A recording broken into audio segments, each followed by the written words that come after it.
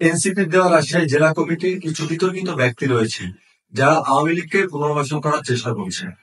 এর কিছু তথ্য প্রমাণ আমার সামনে আসায় আমি বিষয়টি নিয়ে কথা বলি, কিন্তু তার কোনো সুরাহা না হয় আমি মনে করি এটি সরাসরি জুলাই বিপ্লবের শহীদদের রক্তের সাথে বেইমানি সামনে। আওয়ামী লীগকে পুনর্বাসন করা ব্যক্তিদের ওপরে সাংগঠনিক ব্যবস্থা গ্রহণ করা না হলে এনসিপিকে রাজশাহীতে অবাঞ্ছিত ঘোষণা করা হবে। আমাকে ১ নং যুগ্ম সমন্বয়কারীর দায়িত্ব দেওয়া হলে আওয়ামী লীগের গুপ্তচরের বিষয়ে জানতে পেরে আমি তাৎক্ষণিক এনসিপি কেন্দ্রকে বিষয়টি অবগত করি। তারা তদন্তের আশ্বাস দিলে আমি থেমে থাকি, কিন্তু এখন পর্যন্ত বিষয়টির ব্যবস্থা না নিয়ে আওয়ামী লীগকে পুনর্বাসন করার ধুম চলছে।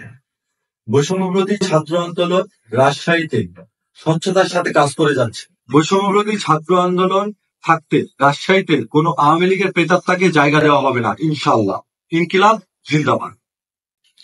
আমি মোহাম্মদ দায়িদুল ইসলাম সাজু, বৈষম্যবিরোধী ছাত্র আন্দোলন রাজশাহী জেলা আহ্বায়ক।